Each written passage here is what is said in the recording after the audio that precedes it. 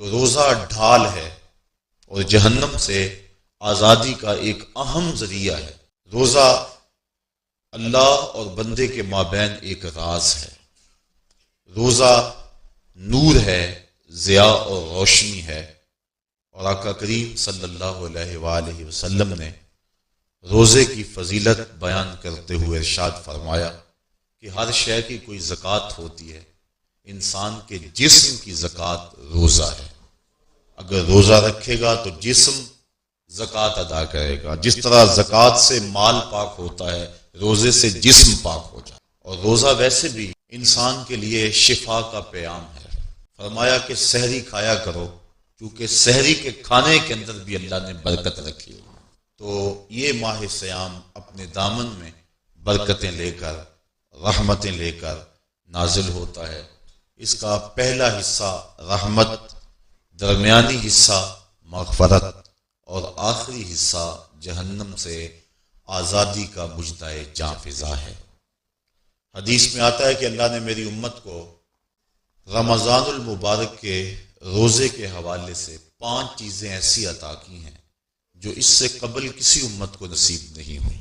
ایک تو یہ کہ رمضان المبارک کے اندر روزہ رکھنے والے کے معدے سے جو بو نکلتی ہے اللہ کو وہ مشک سے زیادہ محبوب ہے۔ دوسری بات کہ جب ماہ صیام آتا ہے تو شیاطین کو جکڑ دیا جاتا ہے۔ تیسری بات کہ روزے دار جب تک روزے میں رہتا ہے فرشتے اس کے لیے مغفرت کی دعائیں کرتے رہتے ہیں۔ اور چوتھی بات، جب ماہ صیام کی آخری رات آتی ہے تو اس کے سارے گناہوں کو بخش دیا جاتا ہے اور اس کو جہنم سے آزادی کا پروانہ مل جاتا ہے۔ بلکہ ایک صحابی نے حضور سے عرض کی کہ آقا کریم، جو یہ جہنم سے آزادی کا پروانہ مومن کو ملتا ہے تو کیا یہ لیلۃ القدر کی رات ہے؟ تو آقا کریم نے فرمایا نہیں، جب مزدور اپنی مزدوری مکمل کرتا ہے، جب اس کی دہاڑی پوری ہو جاتی ہے تو پھر اس کو اس کا مالک کچھ دیتا ہے، تو یہ جو اس کو بخشش اور مغفرت کا مجدہ جاں فضا دیا جاتا ہے یہ اس کی مزدوری ہے۔ اور فرمایا کہ جو لیلۃ القدر کی برکتیں اس کو حاصل ہوتی ہیں یہ اس کے علاوہ، اور یہ اللہ تعالیٰ جل شانہ نے خاص کرم نوازی فرمائی بندہ مومن پر کہ اس کو یہ بابرکت رات عطا فرمائی۔ اور 5ویں فضیلت جو اس کو دی گئی روزہ دار کو، اور حضور سے قبل جو امتوں میں لوگ روزے رکھتے تھے یہ فضیلتیں ان کو نہیں عطا کی گئی۔ جنت کو پورا مومن کے لیے آراستہ و پیراستہ کیا جاتا ہے۔ حضرت ابو ہریرہ رضی اللہ تعالی عنہ سے ایک روایت مروی ہے جس کو امام بخاری اور امام مسلم نے روایت کیا کہ آقا کریم علیہ السلام نے ارشاد فرمایا، قال اللہ عز وجل، اللہ جل شانہ ارشاد فرماتا ہے، کل عمل ابن آدم لہو، ابن آدم کا ہر عمل اسی کے لیے ہے، الا الصوم فانہ لی، ہاں مگر روزہ ہے جو وہ میرے لیے رکھتا ہے، وَأَنَا أَجْزِي بِهِ، اور اس کی جزا میں اسے دوں گا، وَالصِّيَامُ جُنَّةٌ، اور صیام روزہ ڈھال ہے، فَإِذَا كَانَ يَوْمُ صَوْمِ أَحَدِكُمْ فَلَا يَرْفُثْ وَلَا يَصْخَبْ فَإِنْ صَابَّهُ أَحَدٌ أَوْ قَاتَلَهُ فَلْيَقُلْ إِنِّي صَائِمٌ وَالَّذِي نَفْسُ مُحَمَّدٍ بِيَدِهِ لَخُلُوفُ فَمِ الصَّائِمِ أَطْيَبُ عِندَ اللَّهِ مِنْ رِيحِ الْمِسْكِ للصائم فرحتان یفرحهما اذا افطر فرح بفطره واذا لقي ربه فرح بصومه۔ تو فرمایا کہ جب کوئی شخص روزہ رکھتا ہے تو اس کا یہ عمل اللہ کے لیے ہے اور اللہ تعالیٰ اس کی جزا دے گا۔ روزہ ڈھال ہے، جب کوئی شخص روزہ رکھے تو وہ اس کے اندر کوئی اللہ کی نافرمانی نہ کرے، یہاں تک کہ اگر اس کو کوئی شخص گالی بھی دے تو وہ یہ کہے کہ میرا روزہ ہے، میں صائم ہوں، میں نے روزہ رکھا ہوا ہے، یہ کہہ کے لڑنے والے کو، الجھنے والے کو ٹال دے۔ حضور نے ارشاد فرمایا، مجھے قسم ہے اس رب کی جس کے قبضے میں محمد کی جان ہے، کہ روزہ دار کے معدے سے جو بو نکلتی ہے اللہ کو وہ مسک یعنی کستوری کی خوشبو سے زیادہ محبوب ہے۔ اور روزہ دار کے لیے 2 خوشیاں ہیں، ایک خوشی اس کو اس وقت ملتی ہے جب وہ روزہ افطار کرتا ہے، اور دوسری خوشی اس کو اس وقت ملتی ہے جب اس روزے کے صلے میں اسے اپنے رب کا دیدار نصیب ہوگا۔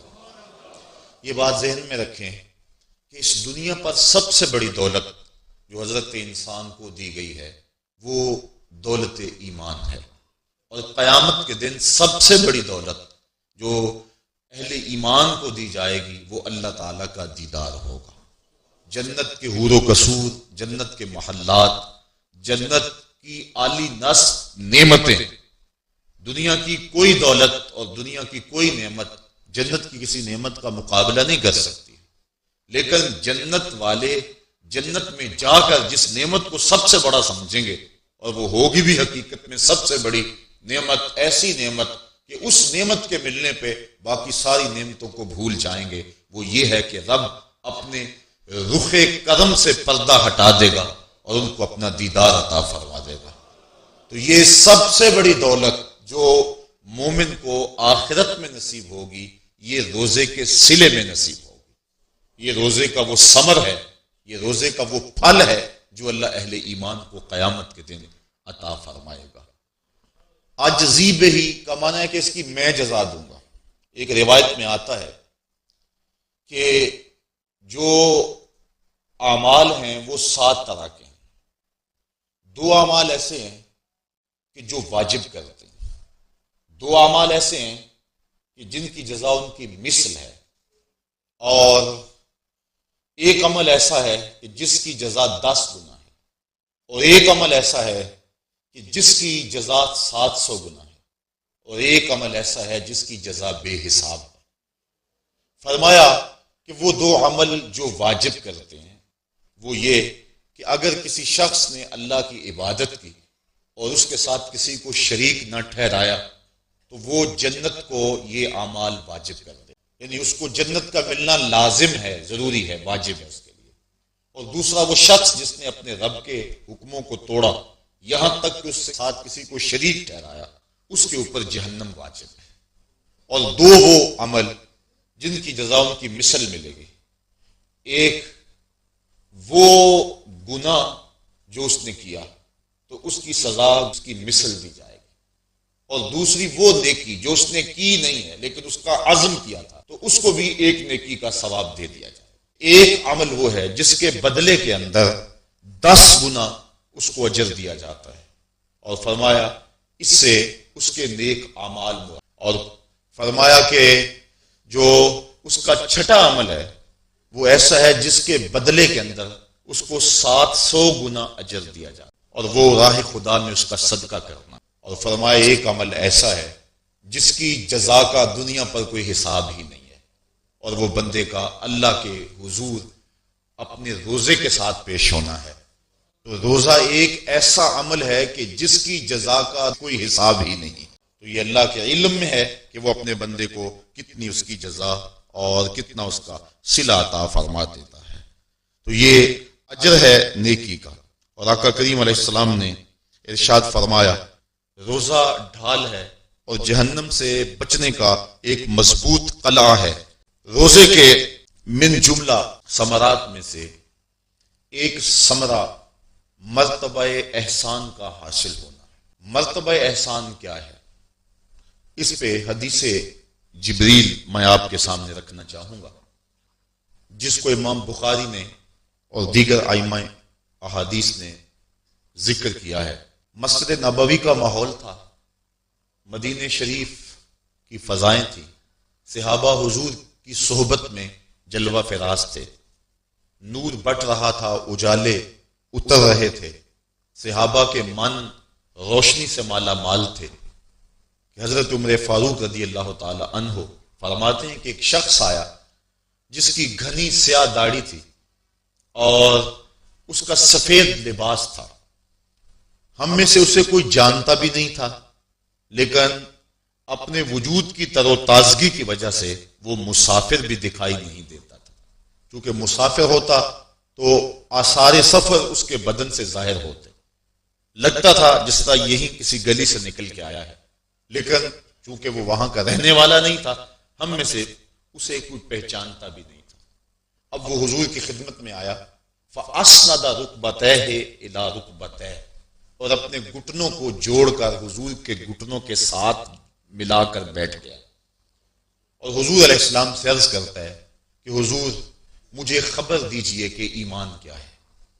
حضور نے ارشاد فرمایا ایمان یہ ہے کہ تو اللہ پر ایمان لائے، اس کے رسول پر ایمان لائے، پچھلی کتابوں پہ ایمان لائے، اچھی بری تقدیر پہ ایمان لائے، فرشتوں پہ ایمان لائے، بتایا حضور نے۔ تو اس نے کہا صدقتا، آپ نے سچ کہا۔ کہتے ہیں ہمیں بڑا تعجب ہوا کہ خود ہی سوال کرتا ہے اور خود ہی تائید کر دیتا ہے۔ پھر کہنے لگا اسلام کیا ہے؟ تو حضور علیہ السلام نے فرمایا اسلام یہ ہے کہ تو نماز پڑھے، روزہ رکھے، حج کرے، زکوٰۃ ادا کرے، اراکین اسلام اس کو بیان کیے۔ کہنے لگا آپ نے سچ کہا۔ کہتے ہیں ہمیں پھر تعجب ہوا کہ خود ہی ایک بات کہہ رہا ہے اور خود ہی پھر اس کی تصدیق کر رہا ہے۔ کہتے ہیں پھر وہ پوچھتا ہے مل احسان، حضور احسان کیا ہے؟ تو حضور علیہ السلام نے جواباً فرمایا ان تعبد ربک کأنک تراہ، احسان یہ ہے کہ تو اللہ کی عبادت اس طرح کرے کہ گویا تو اسے دیکھ رہا ہے، اور اگر یہ کیفیت تجھے نصیب نہیں ہوتی تو کم از کم یہ کیفیت نصیب ہو جائے کہ وہ تجھے دیکھ رہا ہے۔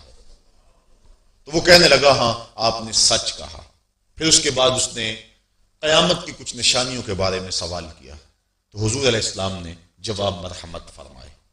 جب وہ شخص اٹھ کے چلا گیا تو حضور نے فرمایا عمر جانتے تھے یہ شخص کون ہے؟ کہا اللہ و رسولہ عالم، اللہ اور اس کا رسول خوب جانتا ہے۔ فرمایا ھذا جبریل، یہ جبریل امین تھا اور تمہیں تمہارا سکھانے کے لیے آیا تھا۔ جبریل نے جب امت کو دین سکھایا تو سب سے پہلے یہ بات سکھائی کہ حضور کی چوکھٹ میں بیٹھنے کا ادب کیا ہے۔ دونوں گھٹنے بچھا کر وہ اس طرح حضور کی چوکھٹ میں ادب کے ساتھ بیٹھا، اور اس کے بعد حضور سے اس نے سوالات کیے۔ تو فرمایا یہ جبریل امین تھے جو تمہیں تمہارا دین سکھانے کے لیے آئے تھے۔ تو جبریل امین نے جو دین سکھایا، جو چیزیں پوچھی وہ 3 چیزیں تھیں، ایمان کیا ہے، اسلام کیا ہے اور احسان کیا ہے۔ تو احسان تیسری چیز ہے جس کو ہم اپنی زبان کے اندر تصوف کہتے ہیں، جس کو ہم طریقت کا نام دیتے ہیں۔ تو اس کو درجہ احسان یا مرتبہ احسان کہا جاتا ہے، اور یہ دین کی روح ہے۔ جو لوگ طریقت کا انکار کرتے ہیں وہ دین کی روح کا انکار کرتے ہیں۔ تو حضور علیہ السلام نے جو طریقت بیان فرمائی وہ یہ تھی کہ اللہ کی عبادت تو اس طرح کرے کہ جس طرح تو اسے دیکھتا ہے۔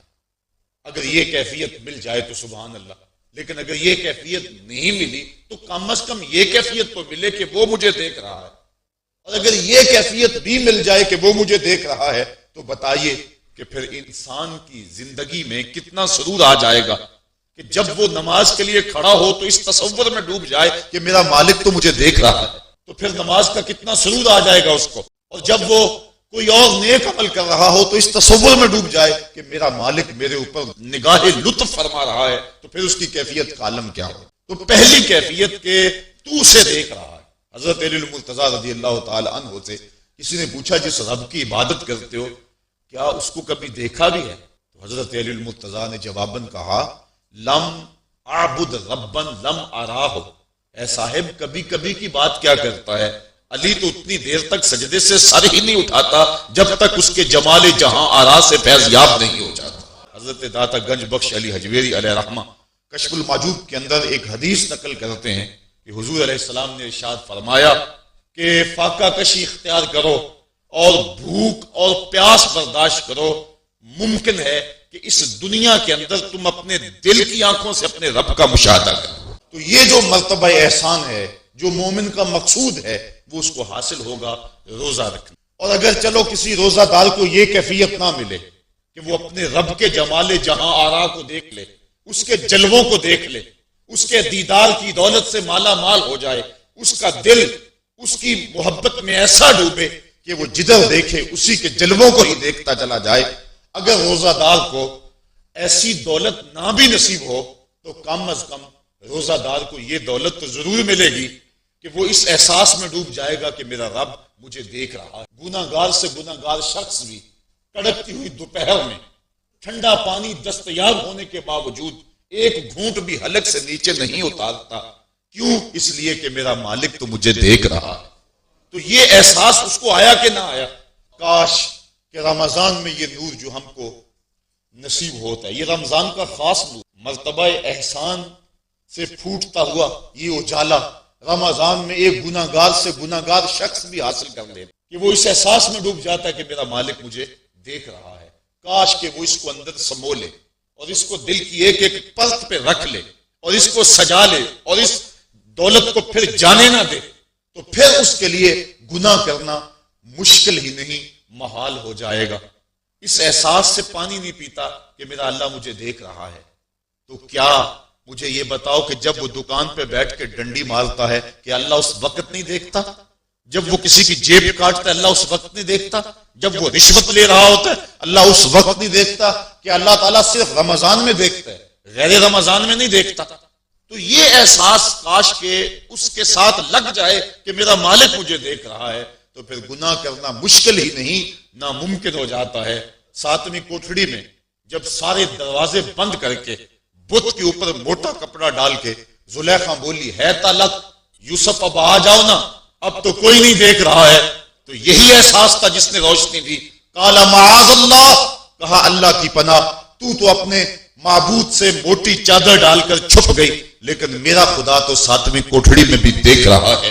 پھر اتنی روشنی برسی، اتنے اجالے اترے کہ گناہ کیا، گناہ کا تصور بھی محال ہو گیا۔